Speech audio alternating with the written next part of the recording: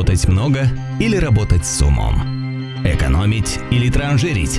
Действовать или ждать? Мы выбираем совместно. Каждую неделю в передаче «Альтернативы» на твоем канале. «Альтернативы» – широкий выбор идей для нормальной жизни. С наступлением теплых весенних деньков растаял зимний снег. И растаял он вместе с асфальтом.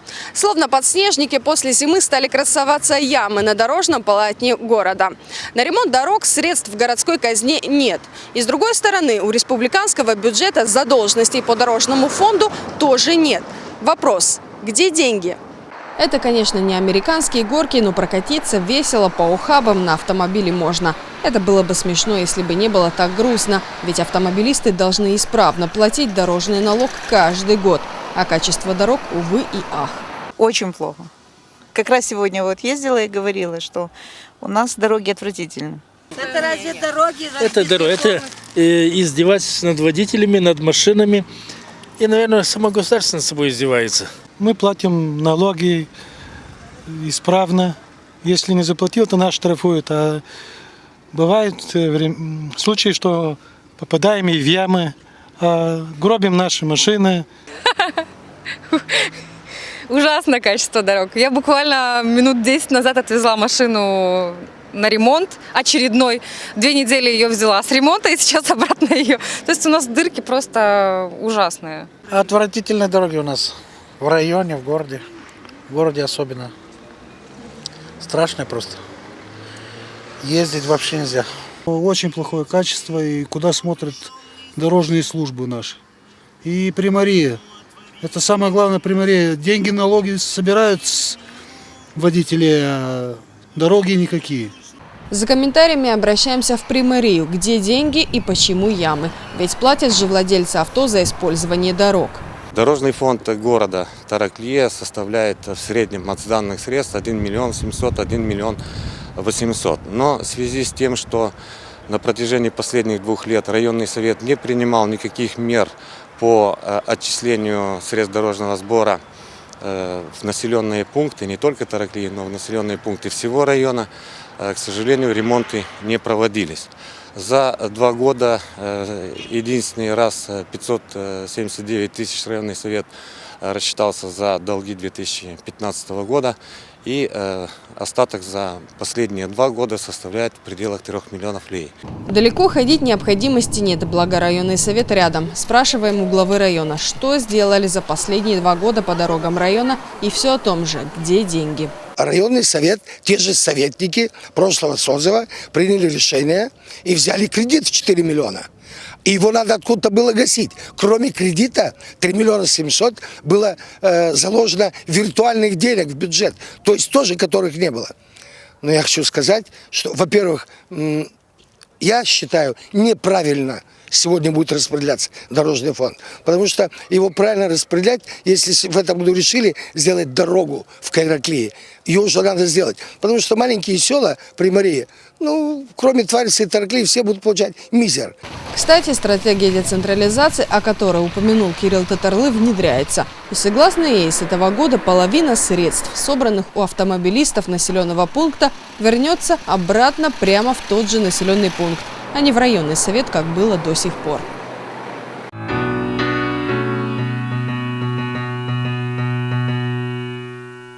В конце репортажа, уважаемые телезрители, кто услышал, кто нет, я повторю, было такое умное слово «децентрализация». Это значит передача функций управления от центральных органов власти нижестоящим местным органам, расширение круга полномочий нижестоящих органов управления за счет вышестоящих, больше независимости для органов местной власти, больше полномочий, больше ответственности. Эта реформа, или как красиво ее называют стратегия, тоже внедряется при помощи внешней поддержки, в том числе и финансовой. Здравствуйте! Как реализовывается стратегия децентрализации, мы поговорим сегодня в очередной передаче из цикла «Альтернативы». Сегодня в студии НТС Тараклия Татьяна Цуркан, примар коммуны Виноградовка, и герой нашего репортажа Сергей Филиппов, мэр Тараклии, и Кирилл Татарлы, председатель района. На прямой связи из центральной студии канала «Регионал» в Кишиневе сегодня знакомый уже нам Адриан Ермураки, эксперт Института европейских политик и реформ. И также Мария Кулешов, директор агентства регионального развития «Юг». А сейчас вернемся к нашему репортажу, то есть к дорогам и деньгам из дорожного фонда. Госпожа Цуркан, скажите, сколько получила коммуна Виноградовка в прошлом, позапрошлом годах по дорожным сборам и как в вашей коммуне решаются проблемы дорог? В 2016 году мы получили из фонда, по дорожному фонду 26,7 тысяч лей, и в 2015 году 48,8 тысяч лей. Понятно, что это суммы очень маленькие, но если их даже удвоить, то практически протяженность дорог в коммуне Виноградовка, которая состоит из 4 сел, расстояние между селами составляет 3-7-10 километров, и протяженность местных дорог составляет более 20 километров. Значит, в таком случае такие суммы просто-напросто не покрывают даже ямочный ремонт. Значит, эти деньги практически можно использовать только на грейдирование и подсыпку именно противогололедным материалом в зимнее время. Практически этих денег, даже если они будут утроены, они все равно не будут покрывать всю необходимую сумму, которая необходима для восстановления дорог. Но у меня еще и другое видение в этой части. У меня в этой части, значит, сегодня обеспечение здоровья жизни граждан есть прописано это право людей на жизнь, на здоровье, которое прописано в Конституции. И я считаю, что сегодня, значит, ремонт дорог и так далее должна быть правительственной программой. Господин Татарлы, по-вашему, как должны распределяться эти средства и почему в минувшем году не были распределены средства из дорожного фонда? Значит, в 2015 и 2016 году дорожный фонд, Минфин в дорожный фонд не додал порядка 750 миллионов лей. Значит, распределение дорожного фонда делается после постановления правительства. В прошлом году постановление правительства вышло 31 октября. У монитора «Ловчал» было опубликовано 4 ноября. И, к сожалению, ни одного населенного пункта Тараклийского района там не было. Но даже то, что перечислялось, в районный совет недоперечислялось от 1 миллиона до 1,5 в год дорожного фонда. Но в середине 2015 года, когда мы начали работать, район имел долги 11,5 миллионов лей. Это кроме кредита и кроме энергетика. Это плюс еще 25 миллионов. Поэтому были большие сложности. И мы год закончили, 15-й, с перечислением всех трансфертов 99,3. А в 2016 году мы погасили кредит за счет компенсационного фонда Минфина. То есть и 3 миллиона 700, о которых говорилось, виртуальных залога этого денег они. И, кроме того, мы увеличили в 2017 году бюджет от 71 миллиона 279 тысяч до 80 миллионов 850 тысяч. Поэтому сейчас будет проще. И 2 слова по новому распределению этого налога. Вот сейчас как раз, на мой взгляд, районный совет сможет помогать примариям. Потому что Татьяна Дмитриевна сказала правильно, 160 тысяч, значит, в Виноградовке надо минимум 2,5-3 миллиона. Для того, чтобы чуть-чуть навести порядок. Значит, нам передают дороги. К примеру, дорога Тараклий-Чедрулунга, новая.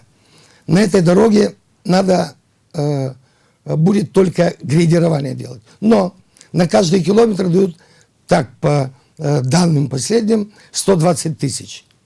То есть район сможет получать по тем дорогам, которые уже намечено нам передать, порядка 8,5 до 10 миллионов. И, конечно, тогда можно будет, и учитывая сегодняшнее финансовое состояние, работать с примариями вместе и ремонтировать дороги. Но ремонтировать надо качественно. Вы в репортаже упустили. Я хотела спросить. Просто конкретизировать. Я правильно понимаю, то есть деньги из дорожного фонда были перенесены на погашение кредитов? Значит, не на погашение кредита, а на проценты только. Потому что мы платили за кредит, взятый, по-моему, за 2 или 3 недели или месяц до выборов, значит, порядка 3 950 до 4 миллионов, платили каждый год 600 тысяч процентов только. Поэтому и за энергетик платим 920 тысяч. А энергетик сегодня составляет 26,2% бюджета района. Чтобы было понятнее нашим телезрителям, я объясню, что проект «Энергетик», согласно которому были построены новые котельные в городе Тараклия, потом этот проект был перенесен на районный совет. Так ведь? Да, были построены котельные, которые практически не работают. Спасибо. Господин Филиппов, когда последний раз делали ямочный ремонт и вообще какие-либо другие мероприятия по дорогам Тараклии? Ну, последний год, когда мы делали, это лето 2015 года, было освоено 1 миллион леев на ремонт асфальтированных дорог. В 2016 году проводились только работы по грейдированию, подсыпке улиц с белым покрытием. Асфальтовые дороги не ремонтировались в связи с, опять же, по той же причине, это отсутствие денег. Если кратко говорить, по Конституции Республики Молдова есть 3 ветви власти. Это центральная власть, органы власти 2-го уровня, районы, и 1-го уровня это примарии. И в статье 4 закона о децентрализации административной расписаны полномочия, которые делегированы государством, местным органам публичной власти. И одним из полномочий делегированных является ремонт и содержание местных дорог. Да, и в статье 6, пункт 6 написано, что делегированные полномочия, не покрытые финансово, не исполняются ввиду того, что они не могут быть исполнены. Поэтому 2016 год в связи с тем, что на данной статье расходов содержание местных дорог с 2 уровней власти денег не поступало, соответственно, эта статья осталась пустой и остались ямы на дорогах. Новый закон позволяет, который вступит в силу, позволяет именно городу Тараклия иметь стабильное финансирование на содержание где-то 14 километров асфальтированных дорог в надлежащем состоянии. Спасибо. Господин Татарлы, расскажите, пожалуйста, из чего, вы уже говорили о сумме бюджета, скажите, из чего он состоит, какие доходы, какие расходы, вот сколько собственных доходов и сколько трансфертов? Значит, если по 2016 году, давайте по 2017. Значит, 2017 год мы имеем плюс к бюджету 2016 года 9,5 миллионов. При том, что я сказал, что мы избавились от кредита в 4 миллиона почти, и избавились плюс 3 700, которые были виртуальными деньгами. У нас не было на продажу, там одно здание стоит 10 тысяч, наверное, лей, а было заложено 3 700. То есть для того, чтобы сформировать бюджет. Значит, просто 9,5 миллионов – это доходы, которые планируем. Из 80 миллионов, нет, 76 миллионов, потому что 4 миллиона мы получили по программе САРТ на контрибуции. Вот. А из 76 миллионов увеличили, кстати, бюджет на 6,5 миллионов. Вот. Из них 9 миллионов это доходы, а остальное это трансферты. Ну, естественно, львиная доля это образование. Вот. И потом эти бюджетные организации, там, которые относятся к районному совету. Хорошо, спасибо. Госпожа Суркан, а из чего состоит бюджет коммуны и на что его хватает? Значит, бюджет коммуны состоит из собственных доходов, из трансфертов специального назначения, которые распределяются на содержание детского сада, и из трансфертов общего назначения. Если смотреть на покрытие, практически что хватает для покрытия расходов и нужд коммуны, то если не учитывать содержание детского сада, то можно сказать, что наши собственные доходы покрывают на 82% наших расходов. Но тут можно сразу сделать маленькую ремарочку, что мы, имея 2000 населения, имеем 4 села, опять же 4 села, И таким образом мы имеем, все время я обозначаю и акцентирую, что имеем 4 библиотеки, 4 клуба, 4, все по 4. Даже в городской местности одно, а у нас 4. Вот. И кроме этого я еще хочу акцентировать, что даже 3 кладбища. И все они требуют содержания. Спасибо. Господин Филиппов, вы уже упомянули о децентрализации. Так что же такое финансовая децентрализация? Что она предполагает? Что в ней хорошего, что плохого? Ну, если говорить понятным языком, то главный лозунг финансовой децентрализации — это сильные регионы, сильная страна. На сегодняшний день у нас и власть, и финансы сильно централизованы, сильно заполитизированы. Очень часто и государственный бюджет, особенно приложение номер 4, номер 6, это капитальные инвестиции, это дорожный фонд. Это все, что распределялось всегда, это общеизвестно по политическим принципам. Финансовая децентрализация в первую очередь исключает окрас бюджета, когда говорят, что он имеет какой-то политический окрас, и он более транспарентен, более прозрачен, более понятен. И предусматривает финансовая децентрализация усиление именно власти, которая непосредственно контактирует с населением. Потому что люди всегда вот и в репортаже говорят, это должна делать примария, мы же налоги сдаем. Людям неведомо, что эти налоги их не поступают.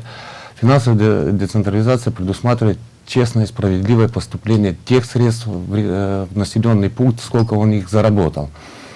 Для Тараклии и для других районных центров мы говорим, что в ней хорошего. При полном введении финансовой децентрализации в Молдове появятся полюса роста. Это районные центры, которые достаточно обеспечены социальной и экономической инфраструктурой. Буквально в первые же годы будут заметные разительные перемены. Но есть в чем риск? Есть большой риск, у нас даже на территории района есть примарии, которые примары, аппарат примарии не знает, откуда на зарплату набрать, потому что налогов собирается немного меньше, чем содержание самого аппарата. В селах нет инфраструктуры, нет детей, или если они есть, то они очень незначительное количество их. Поэтому эти села, прям скажем, обречены на вымирание и на то, что органы власти просто пропадут в этих селах. И если даже села менее 1500 населения не смогут выжить, и они будут оптимизированы, упразднены местные органы власти, людям придется за этими услугами выезжать в районный центр. Государство действительно сэкономит миллионы, может быть, больше миллиарда на этом, но вот эти расходы все будут перенесены на плечи населения, которое должно по этой инфраструктуре существующей уехать с села за 15, 20, 30 километров для того, чтобы получить какие-то виды документов, справок в более укрупненном населенном пункте. Поэтому риски, ее нужно очень продумать, не наскоком, потому что сиюминутный результат, если будет хорошим, он будет случайным. Реформа должна быть очень продумана для того, чтобы исключить все риски и сделать так, чтобы максимально было удобно в первую очередь населению. Госпожа Цуркан, вы согласны с этим утверждением? Тут Сергей Николаевич коснулся территориальной децентрализации. Я не совсем согласна. Почему? Финансово ведет, потому что это но я не совсем согласна с этим, потому что сегодня в Молдове есть опыт работы. И мы не являемся исключением, мы наоборот можем считать себя пилотными, что сегодня есть населенные пункты до 500 человек проживающих, в которых живут люди.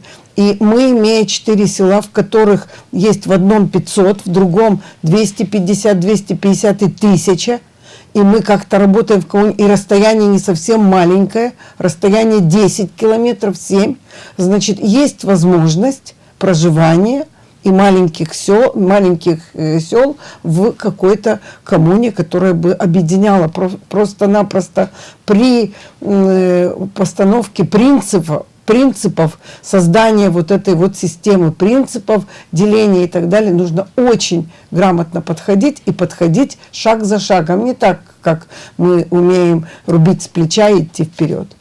Спасибо. В процессе децентрализации и укрепления местной автономии правительство Республики Молдова поддерживает совместные программы интегрированного местного развития, внедряемые при помощи программы развития Организации Объединенных Наций, Организации по защите прав женщин и при финансовой поддержке правительства Швеции, а также Совета Европы. К примеру, строительство тех же дорог и развитие дорожной инфраструктуры в нашей стране тоже проходит при участии внешних партнеров. Какая еще помощь предоставляется нашему государству для эффективной его работы и функционирования, в репортаже наших коллег из Кишинева, центральная студия, канал «Регионал».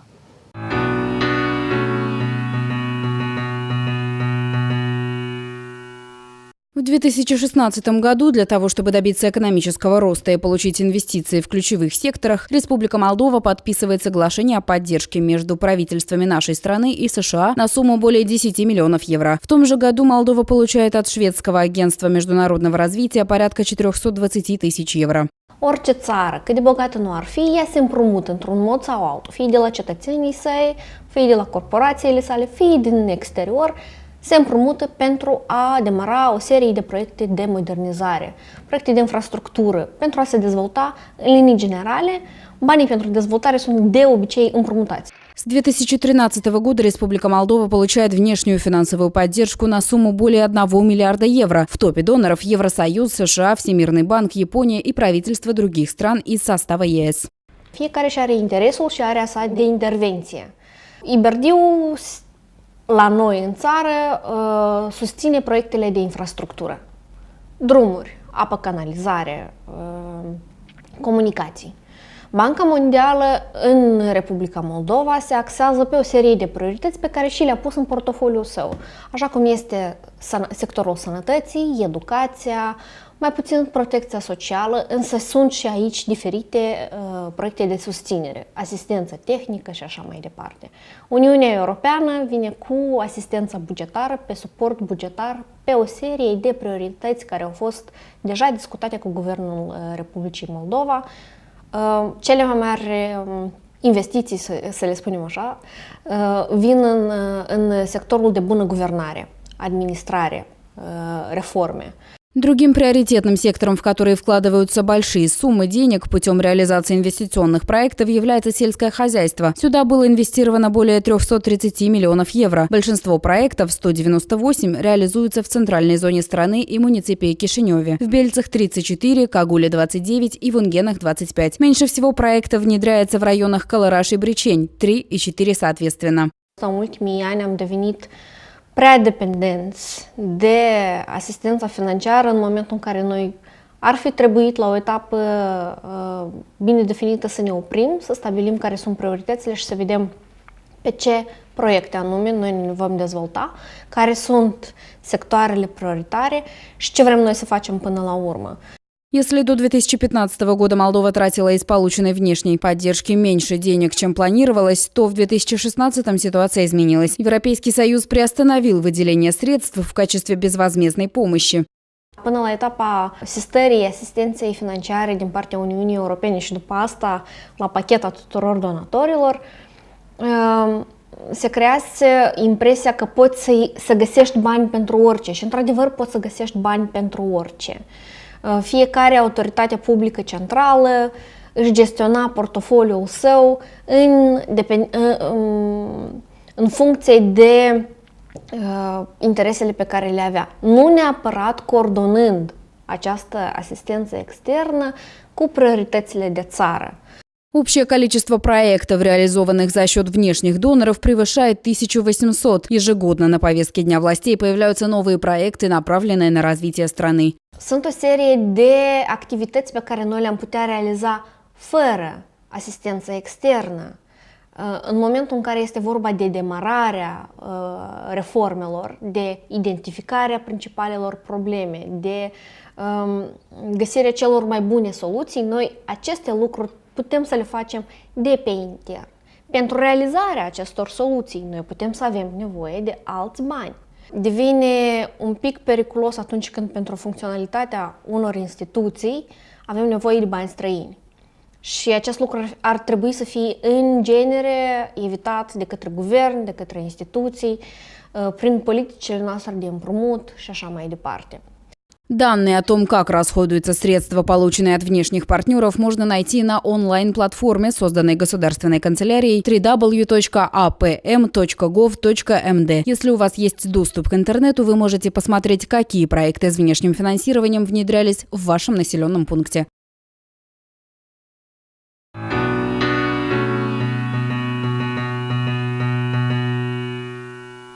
Госпожа Кулешов, расскажите, пожалуйста, сколько денег за последние 3 года было выделено на развитие южного региона Молдовы? Какие это были проекты и где они были реализованы?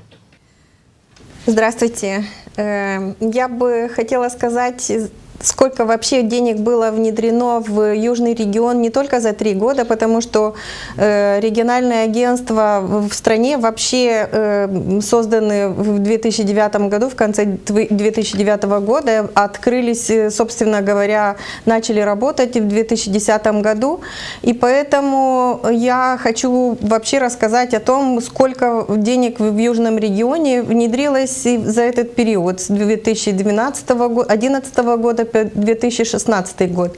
Так, в среднем взять, как вы знаете, стратегия регионального развития Юг имеет 6 приоритетов. Здесь включается инфраструктура дорог, водоснабжение, канализации, развитие бизнеса, развитие туризма, эффективная энергетика, и еще менеджмент мусора, отходов. И поэтому сказать, что именно на дороге или на какие-то отдельно взятые приоритеты, сейчас я не могу, но в целом на южный регион и из регионального фонда развития, и от наших партнеров по развитию, это в основном GIZ, было потрачено 352 миллиона.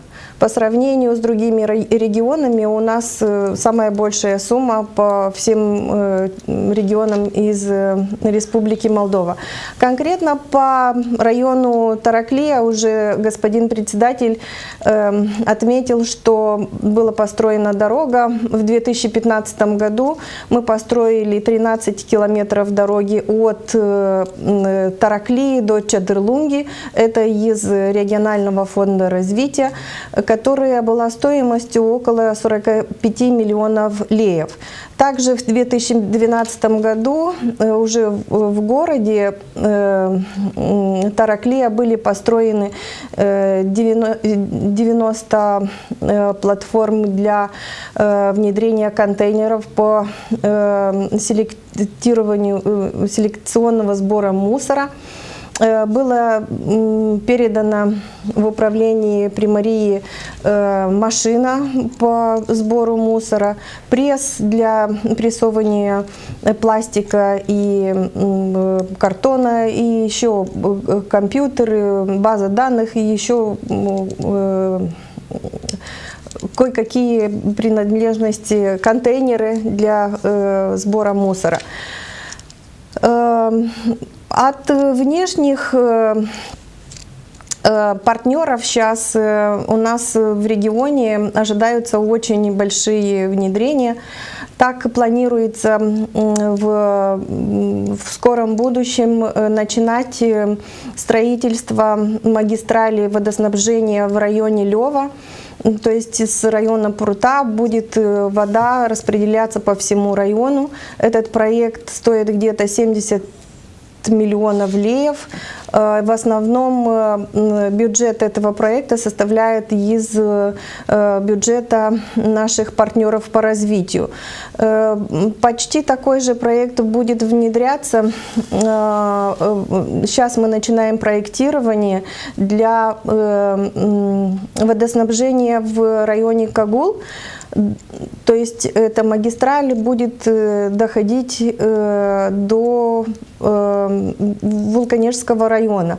Это очень большой проект. И буквально на прошлой неделе у нас в Кагуле была встреча с представителями Евросоюза, которые приехали узнать, какие у нас планы, как сочетается стратегии регионального развития и и стратегии районов, и они выслушали наши потребности и дали такое обещание, что доведут до Европейского парламента наши нужды. Также мы говорили и о том, что по южному региону внедрить стратегию по менеджменту отходов. Только у нас по югу есть стратегия по менеджменту отходов, и уже были сделаны по субрегионам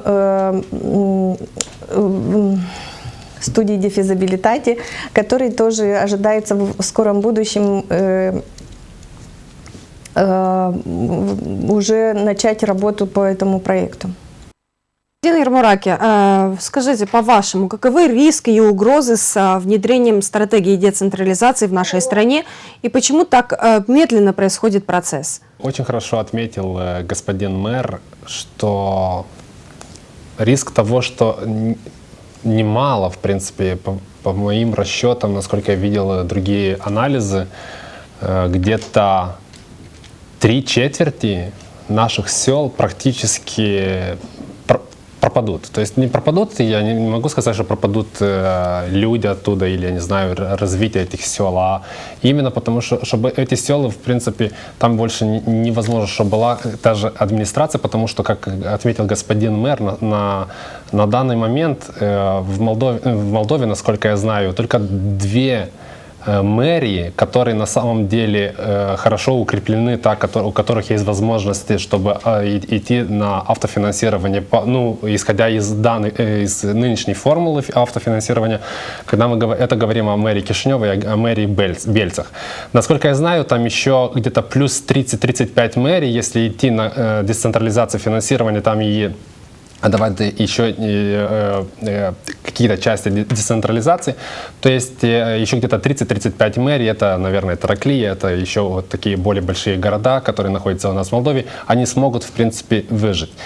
А если говорить о других мэриях, и это, естественно, идет речь о большинстве мэриях из сел, то, в принципе, это самый главный риск, что такие мэрии, они, в принципе, не будут существовать на будущем, они должны будут создавать вместе одну мэрию. Здесь автоматически идем к тому, что я не запомнил фамилию, но мэр из Виноградовка, это приведет к тому, что где-то, может быть, не 2-3, а где-то 5-6, даже до 10 мэрий, они нужны будут создавать одну мэрию, чтобы они могли быть конкурентоспособны с другими мэриями из других регионов или по крайней мере, из того же региона. Но опять я... И как эксперт, я риски всегда хочу увидеть не только как риск, а также как их возможность.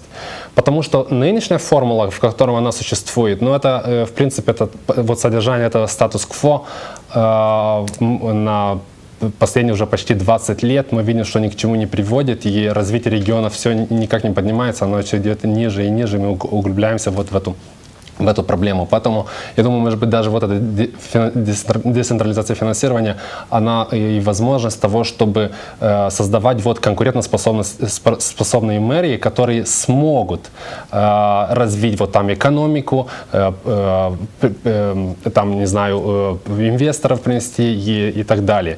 Потому что на данный момент, когда мы говорим о мэриях, где меньше, даже не 1500, как закон сам предусматривает, потому что у нас сейчас даже больше 300 мэрий в Молдове, где нету даже 1500 людей, которые чтобы там проживали. И даже закон сейчас не соблюдается. И здесь мы идем к тому, что вы меня спрашиваете, почему так медленно. И медленно, в принципе, я думаю, идет от политической воли. Была у нас, есть или будет у нас, мы это ждем, политическая воля, чтобы мы идти вот к этой реальной децентрализации, вот к этому реального территориального реформирования. Потому что сейчас даже госпожа Кулешова, может быть, она поддержит или отвергнет, может быть, неправильно скажешь. Но даже сейчас мы когда говорим про фонд регионального развития, мы говорим о каких-то приоритетах, но это идет фонд регионального развития. А когда мы говорим о фонд РУТЕР, это дорожный фонд, когда мы говорим о дорожном фонде, там уже другая комиссия, другие приоритеты, другие люди и это самое. Потом мы говорим о фонде экологический фонд, там опять другие люди, другая комиссия, другие приоритеты. Они все время вот идут вот так, непонятно куда идут. Я думаю, что если на самом деле эта стратегия раньше или позже она будет внедряться, то есть и создадутся вот такие региональные центры развития на самом деле, и вот эти фонды как-то они будут вместе работать, вот тогда, может быть, и мы будем говорить о развитии, экономического развития. А так мы только поддерживаем статус-кво и все время будем жаловаться, что у нас нету дорог, у нас нету бизнеса, но это и нереально, чтобы это было, когда мы распределяем фонд просто на поддерживание каких-то примарий или поддерживание вот каких-то аппаратов, я не знаю, даже на уровне района, может быть, или даже на уровне. Это без обид к нашим коллегам из Таракли. Госпожа Суркан, при полном и окончательном внедрении этой финансовой децентрализации, скажите, как изменится жизнь в коммуне? Сколько, по-вашему, будет составлять местный бюджет? На что его будет хватать, а на что нет? Значит, полная децентрализация финансовая предусматривает, наверное, так я думаю, что она, значит, будет предусматривать не распределение этих доходов в виде трансфертов. Значит, в таком случае, я думаю, что вот эти вот, я обозначила 82% покрытия, значит, на что они будут хватать? Значит, я думаю, что тут как раз и возникает вопрос, сохранятся ли те объекты социально-культурного назначения и так далее, социальные объекты в маленьких селах и так далее. Значит, уже вот в этом я вижу, что нам долгое время говорят, что на 2000 населения положено иметь одну библиотеку. Положено иметь, никто не обращает внимания, что это расстояние разрозненное и расстояние очень большое между селами, а люди имеют право на услуги. Спасибо. Господин Филиппов, при внедрении этой стратегии финансовой децентрализации, как будет распределяться городской бюджет и будет ли дефицит в бюджете? Знаете, говорят, неправильные мысли, часто повторяемые, становятся догмой. Мы очень часто слышим, что и предвыборные обещания какие-то о том, что мы будем привлекать инвестора. Не в компетенции примара привлекать инвесторов и всего остального. Инвестор идет там, где есть хорошая социальная инфраструктура. Люди приезжают, почему в Кишинев уезжают, потому что ребенок содержится в нормальных условиях в детских садах, где ему преподают иностранный язык, где есть театр, где есть на выходных куда с женой сходить. Поэтому хороший инвестор хочет и хороших социальных условий. Так вот, наша задача при внедрении полной финансовой децентрализации обеспечить всю ту социальную инфраструктуру, то, что является в компетенции местных органов власти. И когда есть хорошая инфраструктура, появится хороший инвестор, потому что условия не должны отличаться от столичных условий, тогда человек сможет здесь прийти в тихом, уютном городе, вкладывать деньги, потому что деньги любят тишину, и развивать свой бизнес, тем самым и развивая населенный пункт. Господин Татарлы, вот при внедрении этой финансовой стратегии, то есть все деньги будут возвращены обратно в населенный пункт. Чем будет заниматься районный совет? Вы как считаете? Значит, я считаю, что может называться не районным советом, может будет называться как угодно, губернией, там, как угодно. Но орган, который будет работать, речь идет о налогах, речь идет о образовании, речь идет, потому что все это свалить на примарию. Мы имеем опыт у нас в Салче, когда дети ходят в садик Виноградовку, дети школьного возраста учатся в Виноградовке. Что можно будет в этом селе делать и что эти люди должны делать? Поэтому я хотел бы к этому сказать. Вот Татьяна Дмитриевна затронула. Значит, я как-то в этой студии говорил, что реформы, которые проводятся у нас, их, естественно, надо проводить. Проводить те реформы, которые уже обкатаны. Проводить реформы, которые подходят к нашим условиям. Потому что мы проводим реформы ради реформ.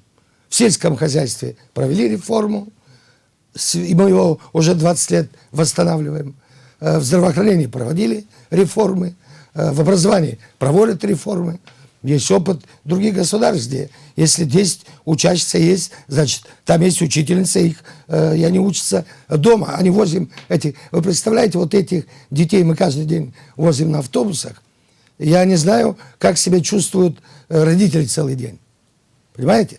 Поэтому реформа ради реформ не подходит. Господин Татарлы, вот затронули по поводу того, что дети ездят туда-сюда, то в детский сад, то в школу, в соседние села. Если относительно большие города смогут, или большие села смогут, или будут пытаться изыскивать возможность оставаться на плаву, то что будет с такими маленькими селами? Посмотрим репортаж наших коллег из Дроки.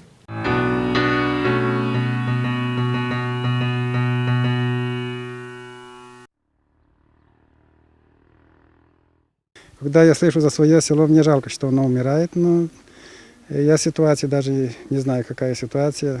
Это зависит от людей всех, наверное, не только от меня.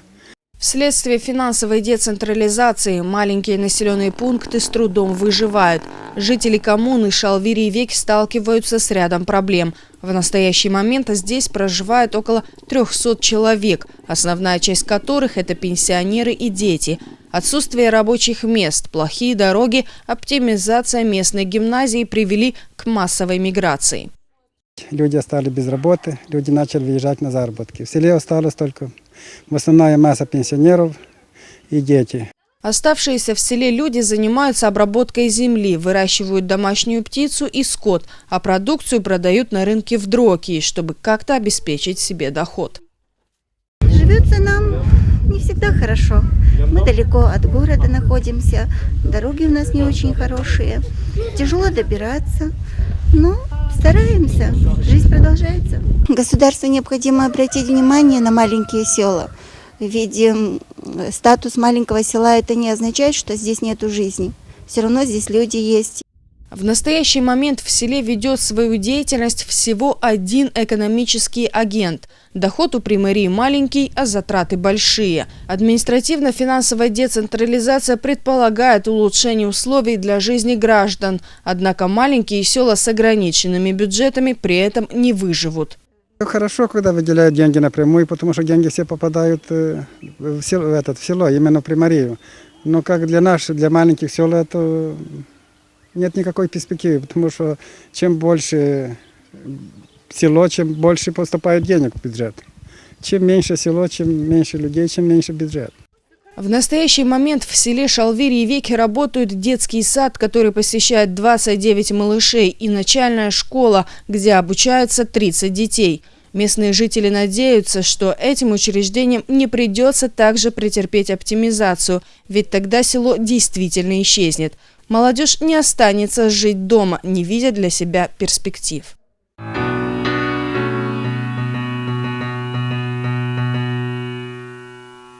Госпожа Цуркан, мы уже немного затронули эту тему. В вашей коммуне есть такие маленькие села? И по-вашему, что будет с ними после внедрения этой стратегии? Значит, они остаются в составе коммуны Виноградовка. Их никуда не... Может быть, уже нас вместе будут с кем-то объединять и так далее. То есть вашу коммуну еще? Да, с кем-то. Но на сегодняшний день наш опыт, который позволяет объединять детей в детский сад из всех сел, в лицей из всех сел, и еще близлежащие села идут, потому что в наш лицей ходят дети даже из одного села Гагаузии и одного села Кагульского района, не только наши села. Вот. Я думаю, что вот этот опыт, который мы имеем, мы дальше будем его просто распространять. Спасибо. Госпожа Кулешов, по-вашему, что будет с маленькими селами? Смогут ли они дальше существовать? И смогут ли они развиваться? И, может быть, есть какие-то примеры, когда они участвовали в каких-то проектах и что-то реализовывали? Конечно, для маленьких сел проблематично даже участвовать в какие-то проекты, где более развитые села имеют больше специалистов и больше возможностей, им легче и предоставлять проекты. У нас в региональном развитии принимаются проекты только если они эти проекты, в том случае, если они обслуживают, и бенефициары этих проектов бывают минимум 2 или 3 коммуны, примарии, иначе никак. Поэтому даже эта стратегия, она, мне кажется, что идет к лучшему, потому что будет возможность развить маленькие села, и чтобы делать приоритеты, где им нужно делать дороги, то есть для кого делать, где нужно развивать туризм, где надо развивать экономику, чтобы все было видно и была одна стратегия на более большую примарию или район. Я думаю, что обязательно нужно, вот как давно Татьяна говорит, что в одной примарии должно быть больше сел, чтобы можно было распределить все финансы. Господин Ермураки, по-вашему, возможно ли, что при внедрении этой стратегии все-таки придется упразднить районные структуры? Ну, я это уже отметил, в принципе, в начале, что это 100% они должны идти параллельно, потому невозможно, чтобы делать вот такую децентрализацию, потому что это автоматически придется упразднить вот районные структуры. Естественно, районная структура сейчас видится на другом уровне, и как-то я не знаю, как это будет, потому что я даже еще не видел никакого плана или какой-то стратегии, как это будет выглядеть на самом деле. Территориальная структура в дальнейшем, но исходя из предыдущих анализов, самый оптимальный метод, о котором обычно рекомендуется, это говорится только об одном уровне. То есть районные структуры, вот этот уровень, чтобы, в принципе, он не был. Мы говорим о больших мэриях без районных структурах на уровне... Потому что если сейчас говорить о финансовой децентрализации, и когда мы говорим, что все финансы пойдут обратно к мэрии, откуда они идут, тогда, в принципе, и пропадает роль председателя района. В принципе, естественно, мы всегда найдем свою роль в районе, но самая главная роль, которая сейчас играется на уровне самого совета района, это, в принципе, идет роль вот этого развития. А если мы говорим, все финансы пойдут прямым путем к мэриям, то, в принципе, важную роль и не останется на уровне района. Господин Татарлы, а вы как считаете, можете ли вы сказать, во сколько обходится содержание аппарата председателя района и сколько в год уходит денег на оплату советникам районного совета за участие в заседаниях? Значит, во-первых, скажу, что сегодня в примарии и так идут все финансирование напрямую. То есть на первый уровень. Это первое. Второе. Значит, сегодня общий бюджет совета составляет порядка 2 миллионов 450 тысяч. Из них 1 130 000 заработная плата, плюс 255 тысяч это налоговые сборы, то есть медицинское страхование и соцфонд. Остальное это электроэнергия, газ, свет и так далее. Значит, бюджет района сегодня составляет 80 миллионов 255 тысяч. Из него 67 практически процентов это образование, и из него 9 миллионов, вернее 8 миллионов 950, почти 9 миллионов, это доходы. Это подоходный налог, там штрафы, мизер идут на райсовет и все остальное. Спасибо. Господин Филиппов, по-вашему, справятся ли городские или сельские администрации с такой ответственностью, с такими полномочиями? И, может быть, нужно какое-то обучение или подготовка, по-вашему, как вы считаете? Я повторюсь, что не надо испытывать никаких иллюзий. Данная финансовая децентрализация, это уже 50-60% идет к административно-территориальной децентрализации. Поэтому из того предполагаем, и в студии в Кишиневе говорили, что останутся в пределах 200-300 мэрий. Надо быть настроенным на это. И действительно, к этой реформе нужно подходить очень осторожно, чтобы учитывать и чувствительно учитывать некоторые моменты, и национальные моменты, как на людях это отобразится. Может быть, сначала надо инфраструктуру подготовить, чтобы можно было за 10 минут доехать до районного центра. А в процессе обучения, вы знаете, ответственность, когда она подкреплена финансово, она как-то решаема. А когда у примара есть ответственность, но нет финансирования этой ответственности, то, конечно же, он никогда с этими своими обязанностями не справится. И если действительно реформа будет и дальше продолжаться, и она будет, должна к 2020 году закончиться, то мы действительно придем к тому, что упразднятся районные структуры и останется около 200-300 мэрий на территории республики.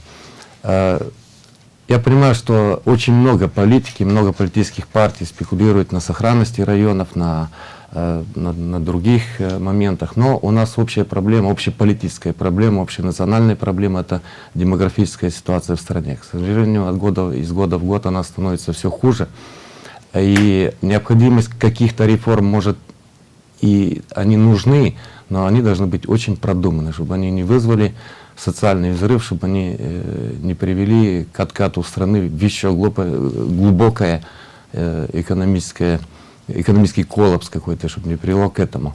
А обучение, я думаю, что когда останется 200 мэрий, тогда будет и конкуренции больше, и будут приходить более достаточно подготовленные люди к этой работе. Госпожа Сыркан? Значит, я думаю, что тут нужно обозначить в части обучения, обозначить, наверное, изменения в кодексе о выборах. Почему? В части выбора примаров. Там ничего не сказано об образовании. А сегодня взять на себя ответственность нужно быть и стратегом, нужно быть и прагматиком и так далее. То есть вот это образование, которое имеют сегодня не последняя точка в обучении, то нужно учитываться. Поэтому кодекс выборов должен обязательно претерпеть какие-то изменения. Спасибо. О том, как работают органы местной власти в Европе после внедрения стратегии децентрализации, посмотрим в сюжете наших коллег БАС-ТВ.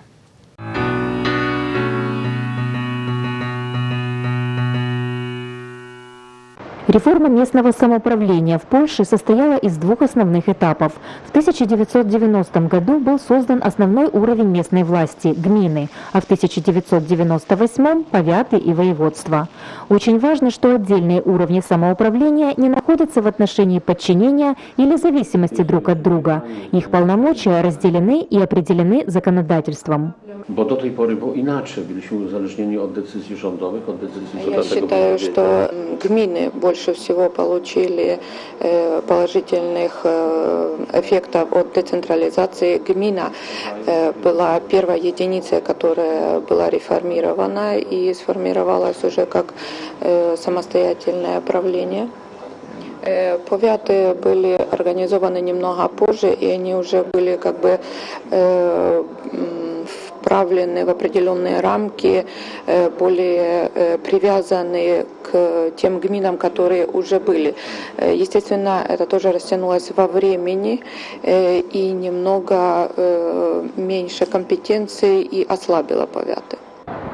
Сутью реформы была децентрализация государства, то есть власти и средств, а также ответственности. Люди получили возможность самостоятельно определять приоритеты своего развития и решать проблемы, с которыми они могут справиться. В гмине Закшовик, которая относится к Красницкому повяту, преимущества новой системы оценили сразу. To była jedna z najlepszych decyzji w roku 89 и 90. Я считаю, что реформа, которая была введена в Польше в 1989 году, это было одно из самых правильных и хороших решений. После реформы нам переданы компетенции, и мы здесь на местах можем уже решать, как нам функционировать. Жители выбирают войта, выбирают выбирают представителей, жителей, то есть депутатов. Мы совместно решаем наши местные проблемы, и мы видим лучше, какие именно в нашем локальном регионе существуют. И я думаю, что очень правильное решение, потому что региональное локальное управление – это как раз то, что надо жителям. To najważniejsze nasze dobro. Социально-экономическое развитие сельских регионов Польши напрямую связано с членством в Европейском Союзе. Именно единицы территориального самоуправления являются главными бенефициарами структурных фондов. Pierwsze wnioski aplikacyjne gmina złożyła w 2007 i 2008 roku. Первые наши проекты мы написали в 2007-2008 году.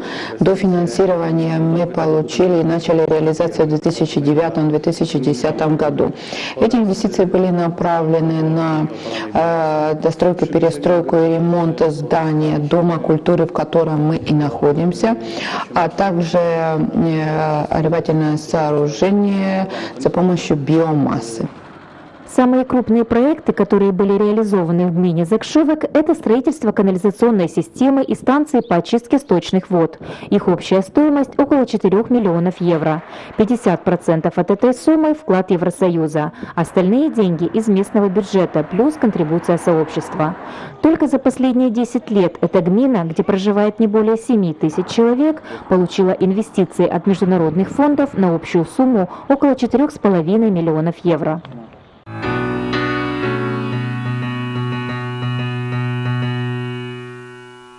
Подводя итоги нашей сегодняшней передачи, я хотела бы задать один вопрос для всех участников. Если можно, очень коротко, по-вашему, от чего зависит успех и развитие населенных пунктов Молдовы при полном внедрении этой стратегии? Госпожа Цуркан. Значит, я хочу сказать, так риторически ответить на этот вопрос. Значит, костюмчик хорошо сидит на человеке, если правильные лекала использованы, если правильный крой и так далее. И думаю, что все зависит от того, как будет покроена вот эта вот харта, как она будет продумана, и зависит, вот так мы и будем жить. Господин Татарлы. Значит, я еще раз повторюсь. Реформы надо проводить не ради реформ. А если она будет проведена, значит, я считаю, что зависит от компетентности человека, который будет руководить этой примарией или городом большим. Вот. И от того, насколько он профессионален в этом вопросе. Потому что у нас очень много сегодня людей возглавляют примарии в республике, которые выбраны на основе родственников, знакомств и так далее. Это тут тоже что-то надо поменять. Поэтому, ну а в принципе, если это все обкатано где-то, и мы не просто, еще раз повторяю, бухнемся в омут в эту реформу, как в сельском хозяйстве и в других структурах, значит, будет работать. Главное, чтобы эта реформа работала ради людей и на людей. Спасибо. Господин Филиппов. Да. Когда деньги перестанут быть предметом политического торга и будут целиком возвращаться в населенный пункт будет жить по принципу одной семьи, в которой есть руководители, избранные на 4 года. И когда вот эта семья гласно, публично, все вместе будут решать, куда эти деньги будут направляться, я думаю, населенные пункты будут обречены на развитие. Господин Ермураки и госпожа Кулешов, я попрошу и вас ответить на этот вопрос, если можно, коротко. В принципе, если мы сейчас гипотетически говорим уже о внедрении всей реформы, и территориальной, и децентрализированной реформы, то единственное, что мне остается сейчас добавить, от чего зависит успех, это 100% успех зависит от желания вот тех, которые будут возглавлять вот эти новые структуры, от желания работать для тех, кто их выбирал, а не работать только для себя и только в каких-то партийных интересах. Вот от чего зависит успех самого региона. Я думаю, что все равно реформы, которые будут внедрены, они как бы они хорошо или плохо бы не сделаны, но все равно тогда будет уменьшиться расходы на персонал, который сейчас иногда и не имеет чем заниматься в Приморье, и больше денег, возможно, будет передать на развитие республики и населенных пунктов. И так мы ждем эти реформы, и они нужны нашей стране, и думаем, что они будут сделаны правильно экспертами, специалистами, которые разбираются в этом, и в конце концов они будут и в нашей республике, потому что они очень нужны. Сегодня о том, как внедряется стратегия децентрализации, наделение большими полномочиями органов местной власти. Мы говорили с Татьяной Цуркан, примаром коммуны Виноградовка, с Сергеем Филипповым, мэром Тараклии, и Кириллом Татарлы, председателем района. И в центральной студии канала «Регионал» Адриана Ермураки, эксперт Института европейских политик и реформ, и Мария Кулешов, директор агентства регионального развития «Юг». От каждого из нас зависит, где и как мы живем, как работают органы власти как местного уровня, так и центрального. И мониторинг по внедрению этих реформ, таких как стратегия децентрализации, например, на которой выделяются тоже средства, внешняя поддержка, тоже может быть в какой-то мере осуществлен каждым гражданином нашей страны. Ведь реформы важны для нас только тогда, когда они улучшают нашу жизнь. Это была передача «Альтернативы». Всего доброго. Работать много или работать с умом? Экономить или транжирить? Действовать или ждать? Мы выбираем совместно. Каждую неделю в передаче «Альтернативы» на твоем канале. «Альтернативы» – широкий выбор идей для нормальной жизни.